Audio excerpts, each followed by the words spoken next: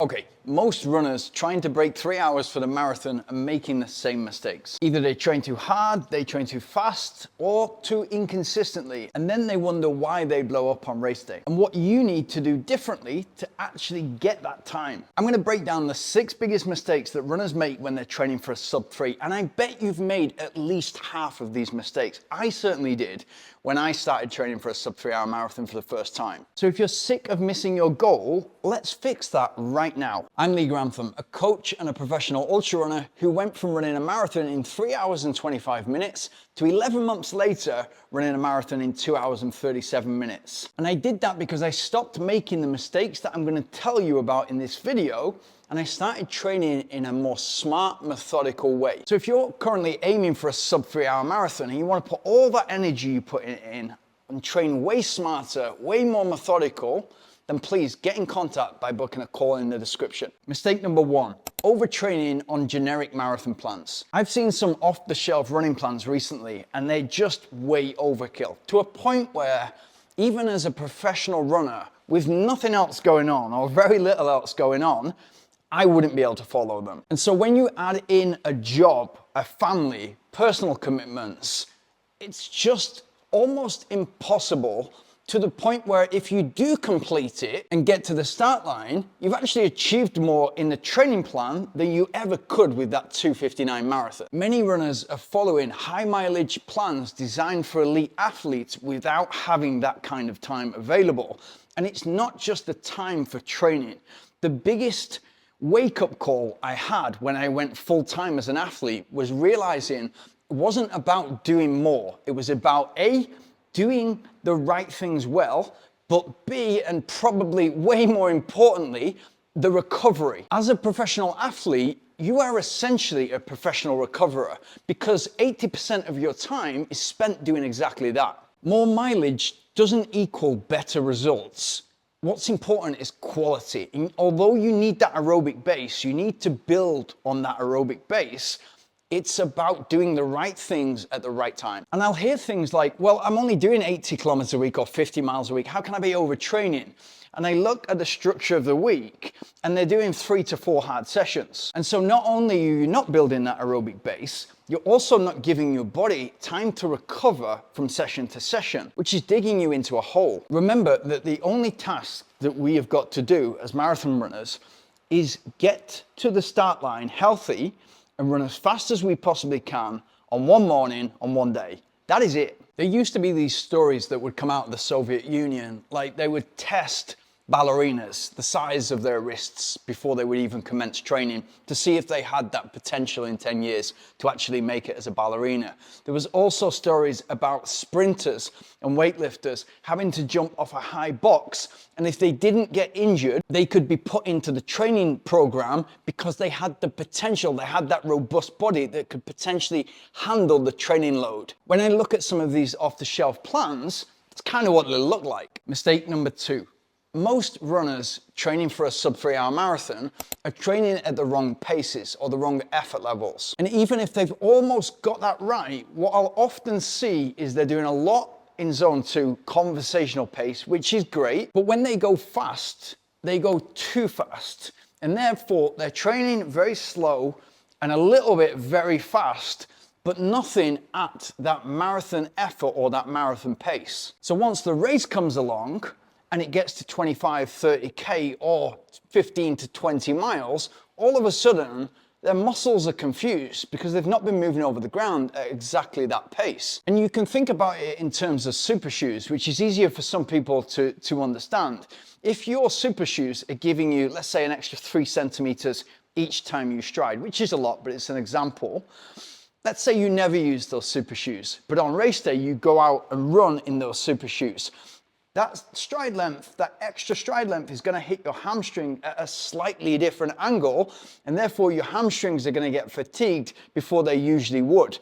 If you've been practicing with those super shoes in your interval sessions or your specific marathon-paced efforts, then you'll be used to that. It's exactly the same when we look at marathon pace and we look at the time that we're spending at marathon pace during our training schedule. It should feel comfortable, and we want to make it feel comfortable over the training schedule. A nice little trick for this: if it's difficult for you to do long, sustained marathon paced efforts in training, you can sign up for 5Ks, 10Ks, half marathons, and run them very disciplined with the race or a portion of that race at marathon. Mistake number 3, not racing enough before the big day.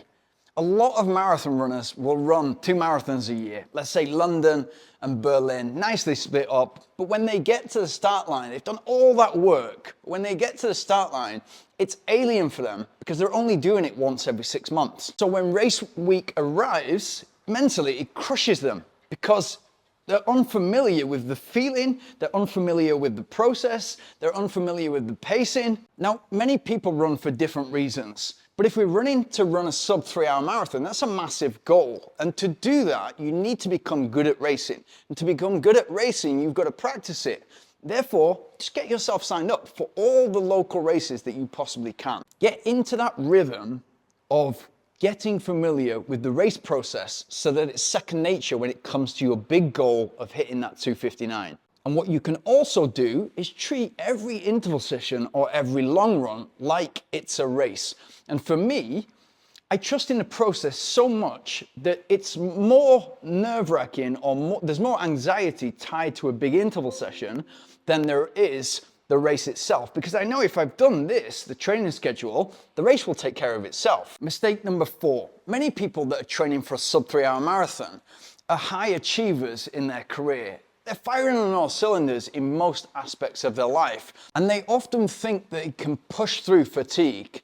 They can operate or work optimally even on reduced sleep and reduced sleep quality. And they're often under a lot of stress. Whether they feel it consciously or it's subconsciously, they're under a lot of stress. And so if you think about the foundations of a good, solid marathon and physical performance, a great way to derail that and to fail would be to add high stress and low quality or low volume sleep. And it's not about the race. It's about the training over the weeks. It's about the consistency, hitting the big sessions consistently over the training schedule to arrive on the start line ready to execute. And the funny thing is, in so many other areas of your life, especially your career, executing is just a part of your day-to-day job. And the solution to this is simple, but maybe it's easier said than done, and so I'll reframe it.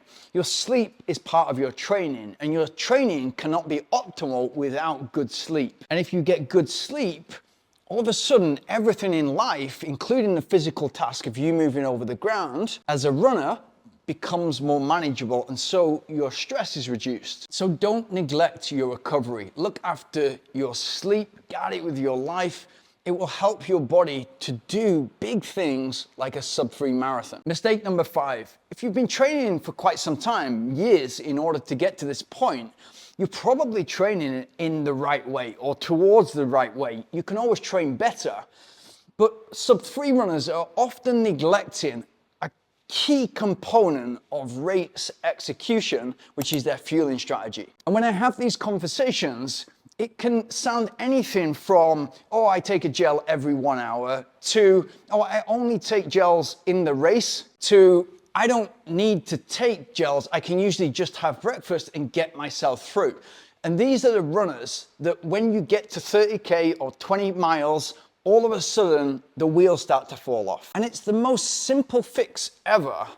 And not only is it a simple fix, it is also going to turn you from that 2:59 intended pace to 2:40, 2:50 something. And you might think I'm exaggerating with that, but your nutrition working for you on race day, but also in the training, is the biggest way bigger than super shoes, that you can find 10%. If you're watching this, the chances are you're probably under fueling for your marathon. And if you get that to work for you in the training as well as in the race, you're gonna blow past what you think is possible and hit a completely new level. Mistake number 6, they go out too fast and they blow up.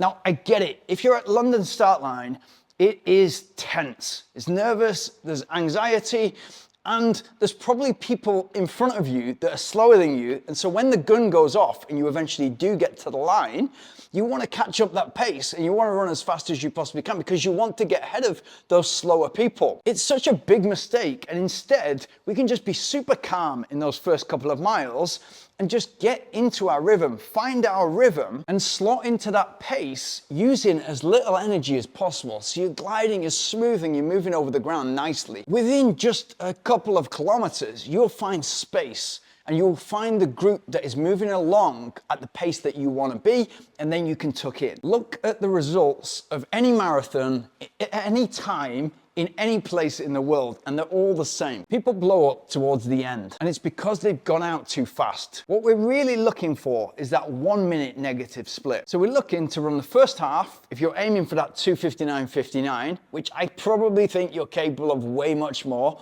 But if you're aiming for 2:59.59, you're going out in 1:30 and you're nice and comfortable at 4:15 per kilometer or 6:52 per mile.